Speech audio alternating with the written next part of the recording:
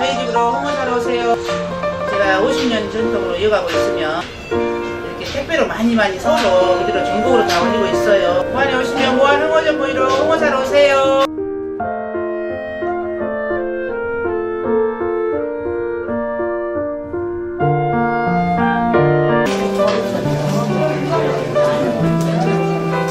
오늘 행사는 세월호 희생자를 위한 이창희 목사님의 추모 기도, 그리고 후보자 공약 발표, 그리고 기자회견 순서로 정해져 있습니다. 아직도 생사를 확인하지 못하는 귀한 생명들이 있습니다. 주님, 정녕 단 한 명의 생명일지라도 우리가 기적을 만나게 하여 주시고 그 기적을 맞이할 수 있도록 정녕 사고대책본부의 지혜를 허락하여 주셔서 빠른 시간 구조에 더 박차를 가하게 하여 주시고 군수 예비 후보 김승규입니다. 상당한 세월호 사건, 하늘도 슬퍼하는지 오늘 비를 내립니다. 우리가 다 자식을 가진 부모로서 한 생명이라도 다시 돌아오는, 생활하는 그런 기적이 일어났으면 하는 그런 바람입니다. 제가 이제 신안 군수 후보로 나왔기 때문에 몇 가지 말씀을 드린다면은, 사실은 지금까지 여러분들 지켜보신 바와 같이 선거가 우리 신안 선거가 다른 지역하고 달리 어떤 조직이라든가 아니면 패거리 어떤 선거 비스덕에 돼 있어서 상당히 혼탁한 선거 지역입니다. 그래서 제가 와서 그런 부분을 깨끗이 청산하고 그야말로 좋은 정책, 좋은 실력, 아이디어 이거를 가지고 군수 선거를 한번 겨뤄봤으면 하는 마음이 항상 갖고 있었습니다. 그래서 제 나름대로 이제 공약집을 만들었거든요. 제가 앞으로 군수가 되면 앞으로 이렇게 하겠다는 것을 정리해놓은 책자입니다. 그래서 어디는 이렇게 하고 노인들이 같이 살 수 있는 공동주택을 만들고 대학생들 들어갈 때에 입학금을 이렇게 군에서 지원해주고 그런 내용이 다 수록되어 있어요. 그래서 이 책은 사실은 육지에서는 많이 발간을 합니다. 그런데 신안에서는 과거 20년 동안 한 번도 만들어 본 적이 없어요. 그래서 이렇게 만들다 보니까 어느 분들은 뭐 시골에서 저걸 만들어서 뭐하냐 이렇게 비아냥거리는 분도 계시고 그랬어요. 그래도 저는 나름 제가 이렇게 하고 가면 다음 후보들도 다음 군수 선거 때도 이런 선거 문화가 깨끗한 선거 문화가 정착이 되지 않을까 이런 바람에서 그렇게 했습니다. 특히 이제 제가 바라본데는 여러분들이 이제 군수 의원님을 뽑을 때에 자격, 자질, 공약을 보셔야 해요. 저 양반이 와서 군수를 하면서 뭘 하겠는가? 말만 하지 말고 자기가 공약을 내세운 것을 이행할 수 있는 것인가? 실천할 수 있는 것인가? 다리를 놓는다 했는데 진정 다리를 놓아줄 수 있는 능력이 있는가? 이걸 봐줘야 해요. 그래서 저는 그런 부분을 공약으로 만들었습니다. 공약으로 만들었고 다른 후보보다는 제가 그 부분은 좀 앞서지 않는가. 왜냐하면은 대한민국에서 예산을 다루는 국가의 돈을 다루는 그 부서에서 33년을 제가 근무를 했습니다. 했고 2월 7일까지 해서 근무를 했거든요. 그래서 같이 일한 직원들이 지금 다 같이 있습니다. 그렇기 때문에 필요할 때 제가 이제 그런 부분을 요청을 하게 되면은 저는 다른 후보들보다는 그 돈을 가져올 수 있는 능력이 상당히 높죠. 그래서 저한테 궁금하신 부분이 있으면은 질문해 주시면 제가 가능한 다 있는 대로 답변을 해드리겠습니다. 1차 통과해야 할 곳이 이제 당 공천이지 않겠습니까? 그래서 기존의 특정인을 겨냥하는 공천 주기와 수순 방문 아니냐 이런 세간의 소리가 많이 확산되고 있는 시점입니다. 그 부분에 대해서 후보님 입장은 무엇이고 만에 하나 공정이라는 두 글자에 해당되지 않는 경선 룰이라면 어떤 입장을 취하실 것인지 끝까지 가신다고 하셨기 때문에 제가 궁금해서 여쭤봅니다. 당연히 그 룰이 뭐 이렇게 공정하지 못한다면 공정한 게임이 아니라면 그 게임에 참가할 필요가 없는 거죠.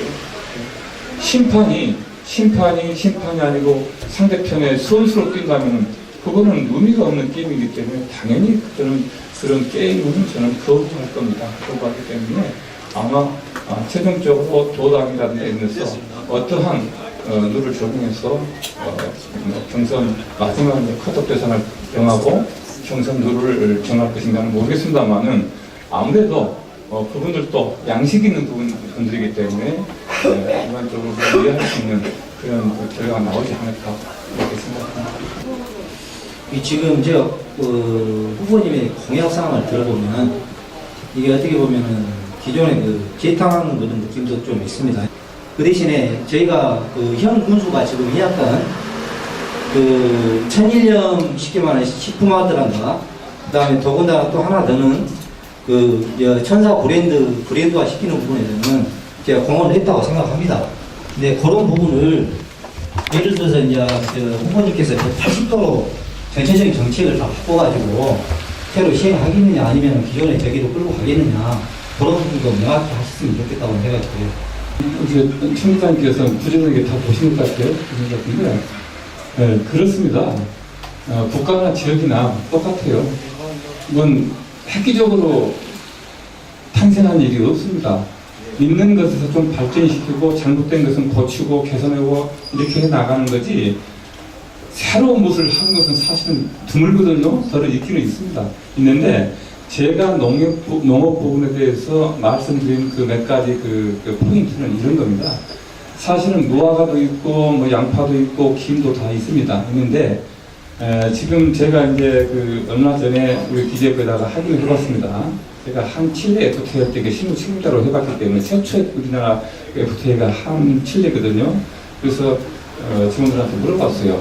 한 중이 상당히 우리 경제, 특히 농업의 미통량에 클 건데 이걸 어떻게 막고 보완책이 뭐냐 물어보고 또 지금 진행되는 협상의 주요 이슈 품목이 뭐냐 물어봤어요. 그랬더니 또 마지막에 언제 이게 타결될까냐 물어봤더니 대통령께서 금년 말까지 타결해라 이랬다는 얘기예요. 그러면 타결하기라면 이제 이행 법안을 또 만들어서 국회 제출하고 그러면 하반기 정도에는 중국의 농산물이 들어옵니다. 그러면 우리가 이제 중국 농산물하고 경쟁한다는 건 사실 어렵거든요. 어려워서 아까 무화과라는 이걸 택하실 수밖에 없어요. 그건 뭐냐면은 중국 농산물은 가격이 쌉니다. 가격이 싼 대신에 위생 조건이 안 좋아요. 위생 조건이 잘 안 좋고 중국 사람들은 끝나고 모르지만은 지금도 채소 같은 경우는 옛날 재래식 방식으로 인분을 이렇게 사용해서 하는 부분도 있고 그러다 보니까 위생 조건이 안 좋습니다. 그러면 우리가 실질적으로 지금도 친환경 유기농 하지 않습니까? 근데 제가 확인해 보니까 친환경에서 나오는 농수산물 중에서는 국제 유기농 인증받은 건 없어요. 친환경 다른 부분은 있습니다. 다른 부분은. 그래서 친환경 국제 인증을 받는다는 했을 때는 이게 좀 차별화가 되죠. 차별화되고 그런 품목의 경우 이중적으로 또 지역 표시제라든가 이걸 해놓게 되면은 지역 표시제라고 하거든요. 그럼 WTO 협정에서 또 보호를 받거든요. 보호를 받기 때문에 그런 부분을 제가 좀 추진하겠다는 말씀입니다. 예를 들면 그 샴페인이라는 게 프랑스의 어떤 특정 지역에 나오는 그 발포성 그 샴페인 와인을 그냥 샴페인이라고 그러는데 그 샴페인이라는 용어를 아무나 못 써요. 그 지역만 쓰게 되어 있습니다. 그래서 우리도 그런 식으로 당장은 안 되지만 장기적으로 갖고 가게 되면 우리 농업이 좀 비전이 있지 않겠는가. 또 하나는 우리 신안이 아주 청정 지역이기 때문에 다른 지역에 비해서 장점이 있기 때문에 그 메리트를 좀 살려간다면은 좀 중국과의 경쟁력이 좀 키워나가지 않겠는가. 그런 취지에서 제가 사실 정리한 거지 이것을 갖다가 옛날 했던 것을 좀 뭐랄까 발전시킨 그런 의미는 아니고요. 아까 그 천사섬 말씀하셨어요. 천사섬. 사실 이제 이것이 이렇게 말씀 들어가면 이제 현 군수님에 대한 분석에 대해서 이제 좀 크리틱하게 비판적인 말씀을 드려야 하는데 저는 그분하고 나를 세울 필요는 없거든요. 딱 한 가지 말씀드린다면 천사섬이라는 게 결국 우리 지역에 뭘 가져왔는가, 이 브랜드가 좀 높여가지고 관광객이 많이 나옵니다. 이미지를 다 갖고 있거든요. 갖고 있어서 우리 천사섬에서 이게 우리가 우리 신화를 이미지를 또 알릴 필요는 있습니다만은 그게 그렇게 큰 역할을 했는가는 제 자신은 좀 의문스럽고요. 가장 후보님께서 비중이 큰 정책 3개. 그다음에 지금 제 중요 공약을 말씀하셨는데 사실 여기 노인분들 계시면 표가 떨어지는 날이거든요. 제 1차 공약이 사실 교육입니다. 교육. 군수가 무슨 교육이라고는 좀 걸맞지 않을 것 같습니다만 그렇지는 않아요. 제가 교육을 목표로 끝난 거는요. 여러분 잘 아시다시피 비제불안들은 대단한 인물들이 사실 근무하는 데인데 거기서 생겨나기가 상당히 어려워요. 어려운데 면면이 보면 전부 다 좋은 학교에서 좋은 교육을 받은 사람들이 한 90%예요. 거의가 뭐 한 80%가 경기고등학교 출신이고 소대 나오고 이런 인재들. 그러면 그렇게 기재부라는데 굉장히 파워풀한 힘이 있는 부서에 우리 전라도 사람들이 많이 가서 있어야만이 나름 우리가 전라도 사람들도 뭔가를 좀 챙길 수 있는데 없단 말이에요. 없어요. 없다 보니까 제가 혼자 있으면서 많은 전 남북을 커버를 했거든요. 그래서 예산도 문제도 있고, 저는 뭐 인사 문제도 있고, 뭐 많습니다. 많아요. 자질구레한 그 병원의 그 입원 문제라든가 이런 부분. 그래서 안 되겠다.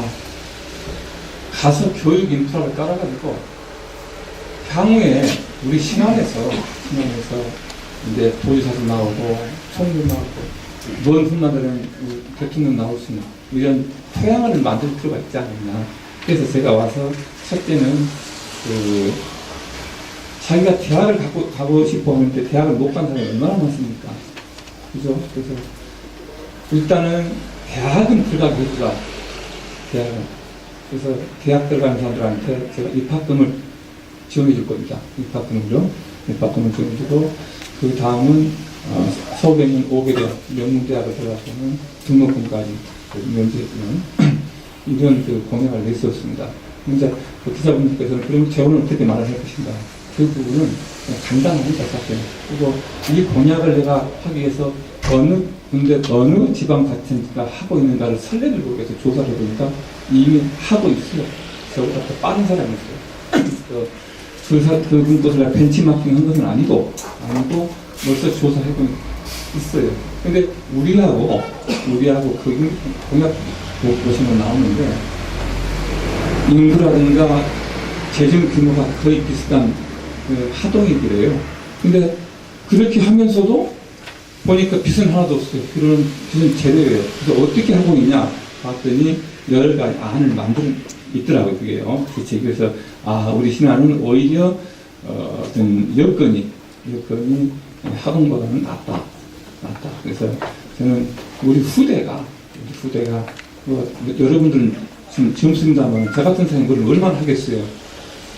그렇게 기대를 안 되지 않습니까? 그래서 우리 후대 후손들이 이렇게 신안을 빛낼 수 있는 반기문 씨 같은 사람 한 분만 나타나도 이 신안이 달라지지 않겠어요? 저는 반드시 나타나리라고 봐요. 그래서 우리 기성세대가 이걸 투자를 하고 또 이끌어주면 저는 반드시 가능하다고 보고요. 그 다음에 두 번째는 사실은 신안은 섬으로 되어 있기 때문에 생활 여건 모든 환경이 불편합니다. 의료부터 시작해서 사실 우리가 신안 사람들이 문화까지 따졌다는 것은 이것은 참 안 되는 이야기고요. 사실 신안 사람도 문화를 방치할 수 있는 권리가 있는데 그 문화는 사실 우선순위 위치를 줘야죠. 배가 불러야 문화도 방치하는 위치를 줄 수 있는 것이 우선 그걸 붙여놓고 보면은 생활 환경이 불편하기 때문에 어떤 그 개발 행정이라든가 이것보다는 정말 편의 행정 위주로 갈 때거든요. 그래서 도서의 막도의 식수 문제라든가 또 아니면은 그 도순이 없어갖고 그 불편하신 이런 부분들, 교통 문제, 그 다음에 제가 지금 여러분 아시는 한국 병원에 뜨는 헬기 있지 않습니까? 제가 예산으로 제가 넣은 거거든요. 우리 예산에서 긁어버렸어요, 사실. 이걸 내가 감독과장 부사가. 우리 어머니가 흑산도 사시는데, 밤에, 위급한 상황이 됐을 때 돌아가시지 않느냐. 그걸 어떻게 하랬더니, 그놈이 나한테 흑산도가 싫어하는 곳입니까? 그러길래, 너 공부 뭐 했냐? 내가 말하는데, 그래서 제가 이야기해서 늦었어요. 그 이야기 는 거니. 그런 부분들을 우리가 사실은 해줘야 한다. 그럼 어떻게 하냐? 한 40나트 나가는 지금 군수님이 타고 계신 그 지금 요트 있죠? 야트를 개조해서 의료선으로 할 수도 있지만은 보통 한 40나트 나가게 되면 애지간 주위권 파도를 치고 갈라가 버려요. 치고 가거든요. 그래서 그런 응급 의료선은 제가 보통 가능합니다. 네. 응급 의료기금이라고 우리 보건복지부에 한 2천억 정도 규모가 있어요. 그래서 그 약에서 배 하나 걸리고 하는 게 얼마 갈지는 모르겠는데 생활 편의 위주로 갈 것이고 지금 우리 고기장님께서 세 가지를 말씀하셨다 해서 마지막으로 내가 하고 있는 것은 노인들입니다. 노인들 지금 여러분 보시면은 시골에 가시면은 노인들 혼자서 사시는 분이 많습니다. 그래서 우리가 연락 오신 분들이 식사하기가 힘드시니까 또 그냥 뺑뺑이를 걸러시죠. 걸러버려요. 그래서 이렇게 공동주택식으로 지어서 이제 온누이죠.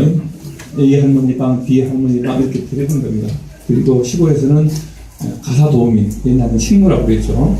가사도우미는 한 150만 원 정도 되면 충분히 고용이 가능합니다. 그럼 그 가사도우미가 밥도 해드리고 설거지도 해드리고 빨래 해드리고 청소해드리고 그러면은 할머니들은 밭에 일하시고 농기계만 집에다 갖다 놓으시고 또 공동주거시설 들어오셔서 샤워하시고 하시면은 깨끗한 환경에서 이성적인 환경에서 좀 좋지 않을까. 그러니까 비용도 많이 들지는 않습니다. 그래서 그것이 이제 노인 복지 쪽에 대해서 사실 생각을 많이 하고 있습니다. 그러면 이제 서울에 있는 아들딸들이 우리 어머니 오늘 저녁은 드셨을까? 아니면 보일러를 떼고 계실까? 그런 걱정 안 하시지 않습니까? 그리고 시골은 좀 그렇습니다만 도시에서는 독거노인들이 돌아가신 것도 몇 달 후에 발견되고 그런 안타까운 사연이 많이 있지 않습니까?